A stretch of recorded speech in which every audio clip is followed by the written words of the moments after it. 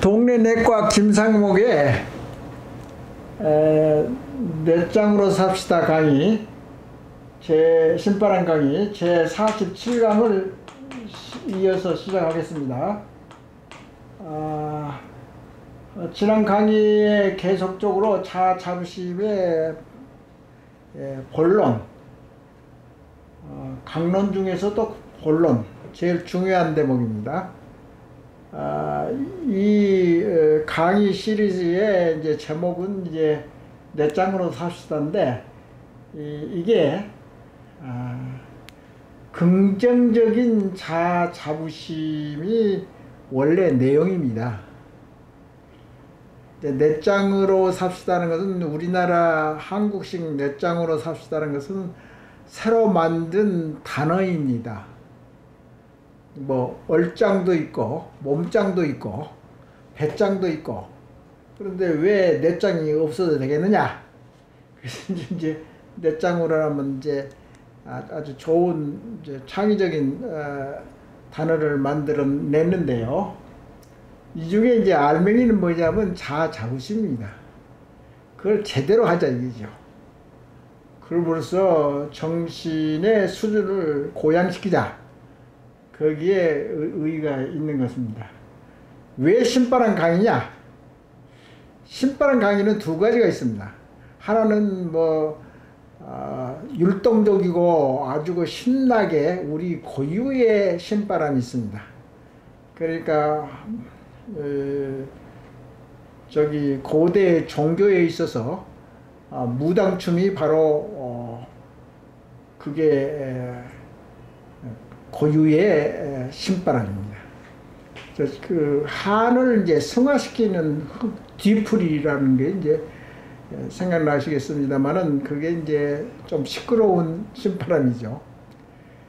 조용한 신바람은 우리 고유의 신바람이냐면, 자기가 자아자부심을 느끼고 자기가 굉장히 뿌듯하고 긍지가 있고 자신감이 있고 기분이 좋고 그러면 조용합니다. 그렇게 조용해서 시끄러울 때도 있겠죠.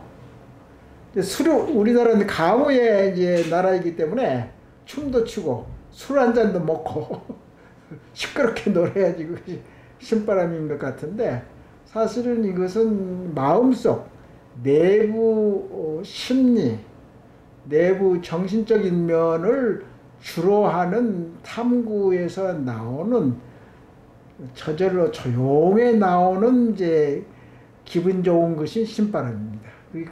그게 제3의 신바람이라고 나중에 또 강의에 나오겠습니다만은, 조용하면서도 아주 그날 기분이 좋고 말이죠. 누가 자부심을 좀 올려주고 좋은 말을 해주면은 그날 내내 신바람이라고 기분이 좋지 않습니까?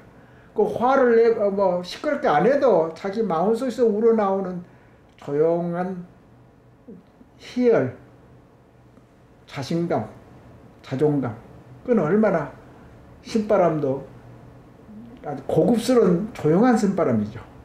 그래서 이 강의 전체는 사실 조용한 신바람을 원합니다. 또 그럴 수밖에 없고요. 왜 그러냐면, 우리 내부에 자신을 들여다보고 자신의 자아가 여러 개가 있다고 지난 강의에 많이 이야기했는데, 자기 얼굴이 내 속에 또 내가 있고, 내 속에 또 내가 있고 자기가 있고, 그런 것은 자기와 다른, 예를 들어서 이상적인 자아의식하고 그 다음에 현실적인 자아가 또 있습니다. 내 속에. 그럼 나라는 존재가 두 개가 있잖아요.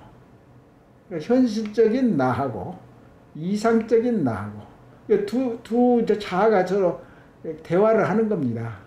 그게 내부에서 혼자 자기와의 대화가 그게 성찰이고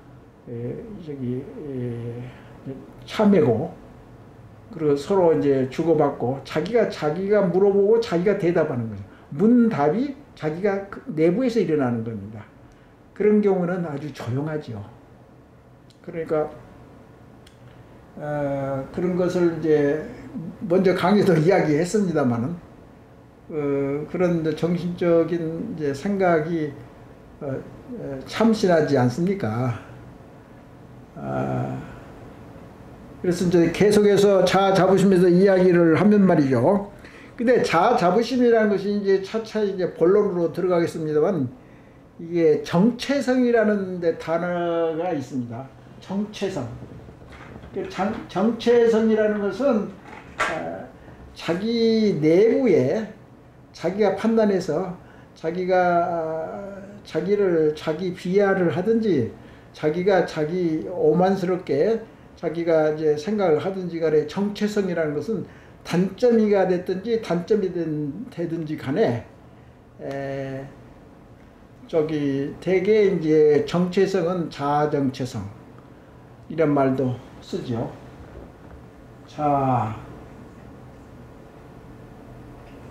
정체성.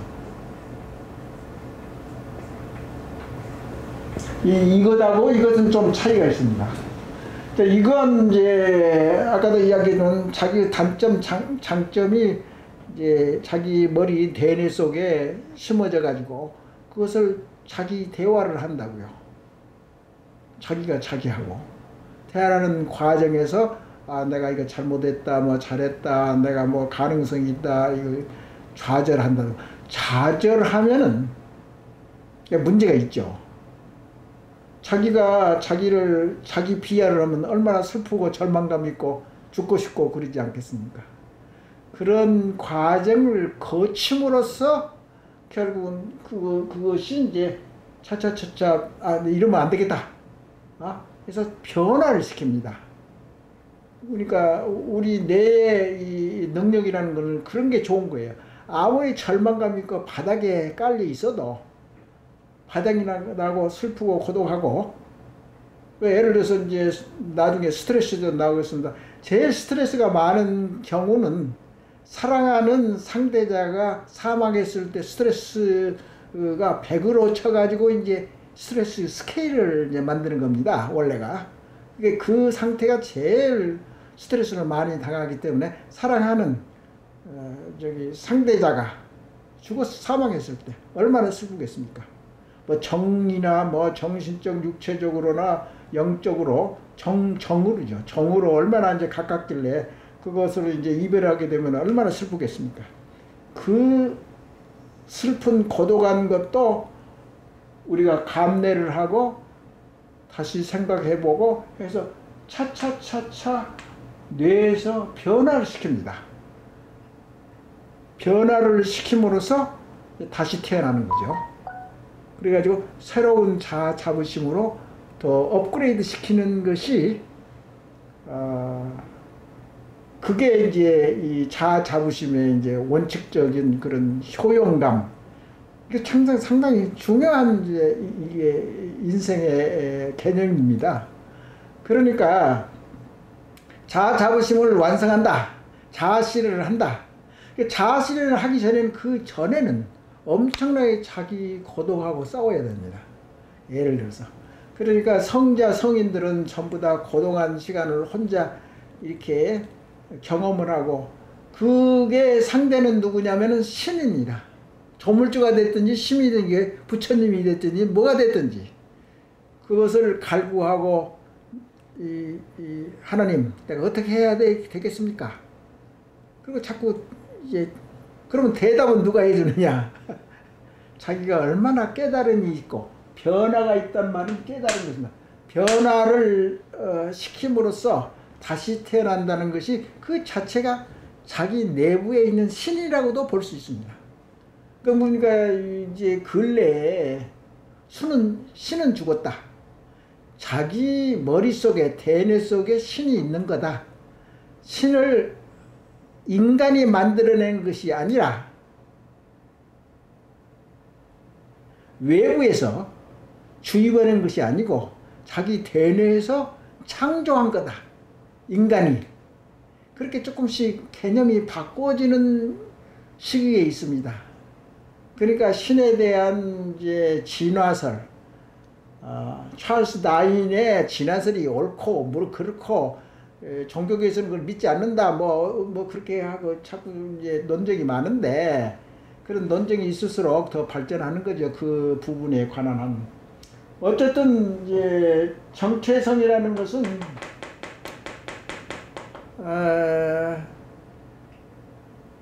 이제 나이하고 좀 관계가 있죠. 이제 성인이 되면은 이제 성숙하게 된다고, 자아의식이 성숙해진다는 말을 이제 표현합니다. 그래서 이제 정체성에 관해서는 이제 심리학자들이 어떻게 이야기하냐면은 세 가지 유형이 있다고 그랬습니다. 그래서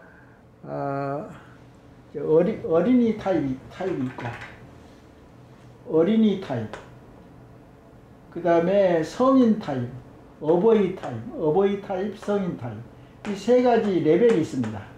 그러니까 나이는 한 30살, 40살 먹었어도 어린애 같은 캐릭터나 성격을 가지고 있는 사람을 보고 우리가 이야기를 한 적이 있었습니다.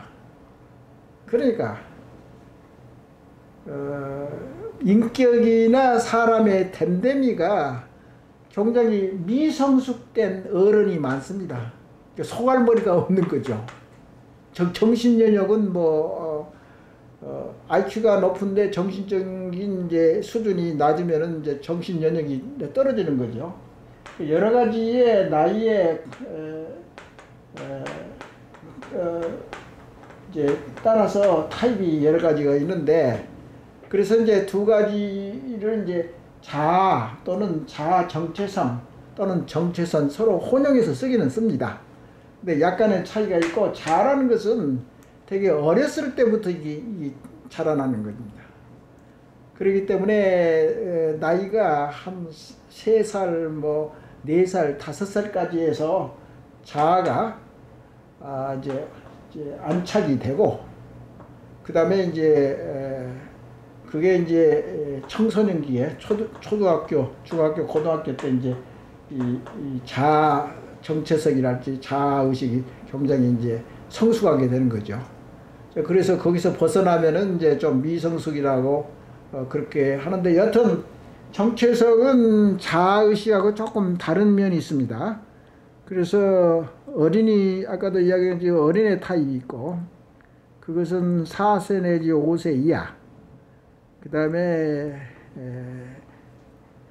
이제 어린애 타입이 이제 어버이 타입이가 그렇고, 제일 낮은 레벨이 이제 어린이 타입인데, 이제 자유스러운 것도 있을 수 있고, 순종적인 애들도 있고, 반항적인 애들도 있고.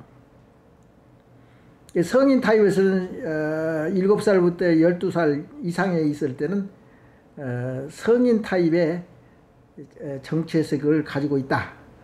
그런데 이제 어버이 타입의 이제 어린애들은 부모나 아버지를 그대로 모방합니다. 그래서 뇌과학에서는 이제 어머니나 부모를 모방해서 따라서 하고 닮아가고 동시화시키는 동기화, 동일시하는 거, 이제 그런 것이 이제 거울 세포, 거울, 이제 비추는 이제 거울에 똑같이 머릿속에 세포가 깔려 있다 이 말이죠. 그러니까 부모가 이제 이런 캐릭터로 나가면은 이제 이 자식들이 그 똑같이 따라한다고. 그 나이가 바로 4세 내지 6세 때 어버이 타입이 있다. 그렇게 이야기를 하고요. 그 다음에 이제 다시 또 우리 현실을 보게 되면은, 우리나라가 남북으로 갈려가지고 이념적인 공산주의고 다 망해버린 이제 공산당 이제 사회주의인데, 또 우리나라에 있어서는. 그런데 이제 하도 이제 핵폭탄을 만든다고 그 힘으로 좌지우지한다는 것은 인간적으로 보나 인간 진화론이랄지 자아자부심의 원칙에 상당히 어긋나는 스타일인데 어떻겠습니까? 같은 동포인데 저렇게 핵을 가지고 있으니 이거 보통 문제가 아니죠. 그래서 그 대한민국의 헌법은 다시 우리나라로 돌아와서 민주공화국이고 자본주의 시장경제를 기준으로 한다. 그래서 이제 그런 공화국이 됐든지 민주주의가 됐든지 자본주의가 됐든지 시장경제가 됐든지 모든 것이 자유로운 강하고 참된 자부심에 근거를 해서 발전된 서양의 월등한 문명, 그걸 따르고 있는 겁니다. 그리고 우리가 인정을 해야 됩니다. 우리가 모자란 것은 인정을 하면서 빨리 적응하고 깨우쳐서 빨리 도약을 시켜야지, 우물쭈물 이것이 가능, 예스도 아니고 노도 아니고 말이죠. 우물쭈물 하다가는 다시 또 강대국에 먹힘을 당합니다. 그것은 할 수 없습니다. 인류의 역사가 그래 왔기 때문입니다. 그러니까 이런 기초적이 중요한 것은, 그러지만은 우리 이제 예를 들어서 그런 것을 주장해야 하는 보수 세력이 아무 대안도 없이 저렇게 있는 것을 그것만 봐도 더 답답을 노리시죠. 난 정치가는 나는 아니고 정치에 관해서는 중립을 지키는 이제 국민이지만은 하여튼 그렇게 중요하다고요. 국가를 좌우하는 지도자들이 자부심에 모른다는 것은 굉장히 무능하고 격식이 없고 머리는 좋은데 거기에 대한 인식이 없으면 그것도 바보지 않니? 바보인 거나 마찬가지라고 생각을 하는 사람입니다. 그래서 정신문화가 그렇게 중요하는 거죠.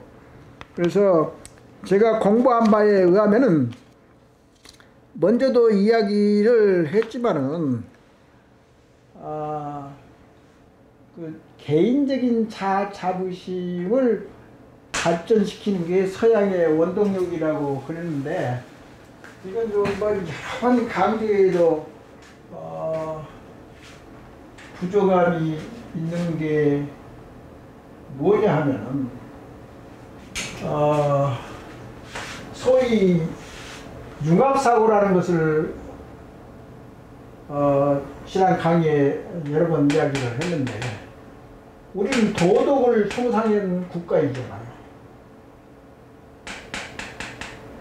그래서 지금도 도덕이 그 초기 유교랄지 그런 이제 그런 동양의 도덕 문명이 지금도 필요합니다. 근데 이제 이게 더 발전한다는 것은, 필요 없는 것은 싹을 잘라서 아주 날씬하게 만들고 핵심적인 것만 더 발전시키고, 단점은 가지를 쳐서 다 이게 쓸데없는 것은 다 정리를 하고 그러는 것이 새로운 제3의 유교라고 저는 이야기를 하고 주장하는 건데요. 시대가 다르고 발전하게 되면 그에 따라서 도덕 관념 가치나 기준도 바꿔줘야 되지 않습니까? 우리 일상생활에 편리하고 유용하게.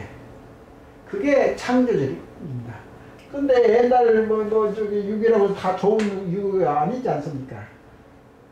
그래서 동양하고 양심과 책임, 이것이 이제 서양 문명의 자아자부심 원칙에 의해서 이게 굉장히 발전하게 됩니다. 결국은 자아자부심을 이제 고양시키면. 그래서 이제 서양에서는 자유와 선택 이런 것이 자꾸 내가 이야기를 계속 강조하는데, 정치적인 서양의 3대 시민혁명이 됐든지 개인이란 말을 많이 쓰는데요. 개인주의, 집단주의. 개인이라는 그 말 자체는 생긴 지 얼마 안 됐습니다. 그 단어가 책을 읽어보니까 자유라는 게 탄생을 했어요. 언제 지구상에 이 자유라는 것이 탄생했냐면은, 또는 개인주의. 개인이라는 것이 탄생했냐면 르네상스 그 전후에부터 생겨났습니다. 그 전에는 개인주의란 말이 없었습니다. 개인이라는 자체가 없습니다. 그리고 자유로운 선택, 자유란 말도 별로 사용하지 않았고, 새로운 이제 창조적인 문명이 생겨난 것이 르네상스 혁명이고, 문의 혁명이죠. 그래서 그걸 보면은 초기에는 정치적으로 많이 이렇게 그런 사상이 뻗쳐나오는데 나중에는 실생활에, 그러니까 이제 직업적인 차원에서 공업이나 상업이나 무역 같은 것이 많이 발전되고 정치 시스템도 마찬가지고, 그래서 이제 결국 가서는 개인의 자부심에 관한 개인이나 자유라는 사상이 굉장히 대두되고 그랬습니다. 그래서 이제 거기에 따라서 이제 자유롭게 개인이 선택하고 직업이 됐든지 뭘 하든지 무슨 사업을 하든지 간에 개인적인 결정에 의해서 개인적인 새로운 것을 생각을 많이 해야지 사업에 실패하는 것과 마찬가지로 생각을 아주 과학적으로 굉장히 여기서 이제 의식하며 살기라고 이제 여기 이렇게 되어 있는데요.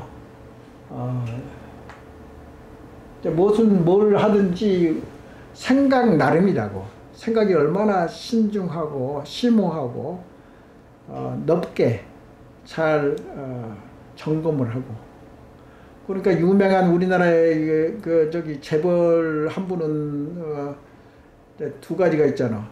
한 분은 무슨 일을 하는데 너 해봤어? 그 분야에 대해서? 그러면 꼼짝 못하게 당하잖아요. 그분은 자기가 해봤다 이게야. 너 해봤어?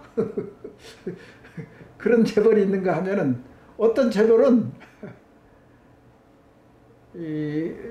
자기 부하를 양성할 때 굉장히 심혈을 기울여서 하고, 어떤 새로운 사업을 할 때 아주 신중하게 생각하고, 또 뭐 돌다리를 두들려 가면서 확신이 섰을 때 결국 새로운 사업을 시작한다든가, 컴퓨터 사업을 이제 시작한다든가, 그런 애들을 이제 성공담에서도 다 알 수 있듯이 생각을 많이 하는 이제 그런 것이 필요하고요. 그래서 그러면은 이제 자기가 선택하고 자유로운 선택을 할 수 있고 결정권이 자기한테 있다고 자기가 그렇게 100% 생각하면 책임서, 그건 결과, 망했든지 흥했든지 그 책임은 그 자유를 누리고 선택한 그 사람에게 100% 이제 이 책임을 돌려야 된다고. 그게 아주 철저하게 심어진 데가 현재의 선진 의식구조의 핵심입니다. 나중에 또 자아자부심에 또 이야기했지만 그게 빠지면 아무것도 되지를 않아요. 그리고 말로만 하는데 철저히 그 선진 그 의식구조에서는 그걸 아주 강조하고 100% 책임을 져라 이 말이야. 그게 따라서 이제 평가를 하게 되고 처벌을 받고 상을 주고 그런 게 당당히 내려오는 거고, 그러니까 나중에 또 이야기했지만은 생각하는 레벨에 얼마나 생각을 능률적으로 인내심을 가지고 신중하게 생각하느냐에 따라서 자아자부심의 성공, 그게 판가름 나는 겁니다. 그래서 그 유교권에서도 예를 들어서 집단 의식 구조를 개선해야 될 때가 있죠. 뭐 좋은 점도 다 이어가야 되겠지만은, 이제 선진국에서는 지금 뭐라고 생각하냐면은 동양의 집단주의, 서로 협동하고 그걸 아주 부러워하고 있는 걸로 되어 있습니다. 근데 그 학자들도 요새 이제 자아자부심이 너무나 세게 막 이렇게 강조되고, 지난 뭐 100년간, 200년간 그렇게 자아자부심을 강하게 만들어가지고, 그래가지고 이제 진짜로 이제 행복과 성공을 쟁취하려고 쭉 노력해 왔는데, 그러다 보니까 지쳤어요. 서양 사회에서도. 피로하고 위험하다 이게야. 위험사회, 피로사회. 폭발하게 생겼다. 정신학적으로. 그것을 완화시키기 위해서 동양의 종교나 동양 집단 의식구조를 좀 갈구하고 공부하고 이렇게 염탐을 하고 그런 시대가 지금 현재 와 있습니다. 그러니까 우리가 좋은 것은 좋은 거, 나쁜 건 나쁜 거 잘 가려서 그걸 객관적으로 판단을 해야지 자꾸 주눅을 준다든가 너무나 오만하고. 우리나라가 저기 옛날에는 저 심했지만은 지금은 좋아진 게 뭐냐면 저개발 국가에 가서 자기가 오만하게 돈 잘 쓰고 쓰레기 잘 버리고 그 얼마나 창피스러운 일을 하고 있느냐 말이죠. 그 속이 뻔하게 이 격식이 나타나고 문명국가랄지 지식 머릿속에 이제 없는 거죠. 그런 짓거리를 하면은 그게 인간답지가 않죠. 그런 것도 다 연관되어 있는 거예요, 이게. 그러니까, 그리고 이제 유교는 좋은 점이 있지만은, 이제 이 공자님이나 맹자님께서는 덕치라고 그러는데, 덕치는 우리가 비현실적이라고. 그 덕치를 누가 어떻게 그렇게 다 도덕을 잘 지키는 사람이 될 수가 있습니까? 그래서 이제 적어도 법치라도 해야 되는데 공산국가에서 법치를 제대로 한 국가가 한 군데도 없었습니다. 중국 긴 역사에서도 법을 지킨 사람도 없었고 부정부패를 컨트롤했던 시대가 없었습니다. 맨날 뇌물 이제 비리그만 이제 맨날 왔다 갔다 하는 데가 이제 중국 역사였습니다. 그러기 때문에 서양한테 당한 거지요.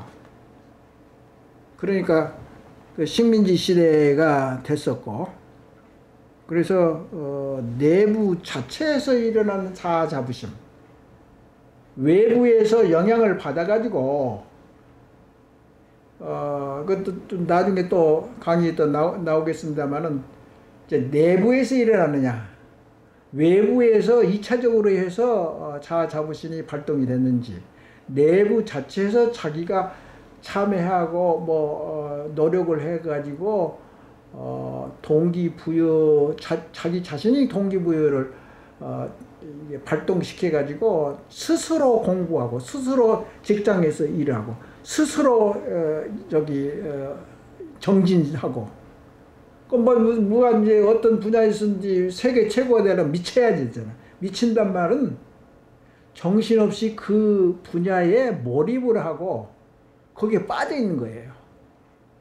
그게 이제 의지력이고 영감이고 다 연관됩니다. 그런 사람이 최고의 자기 자아를 펼칠 수 있는 인간이 이제 되는 거죠.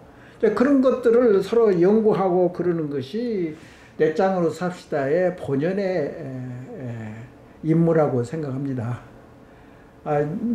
이게 고차원인가 저차원인가는 몰라도 주저없이 강의를 해서 죄송합니다. 오늘 강의는 이걸로 끝마치겠습니다. 수고하셨어요.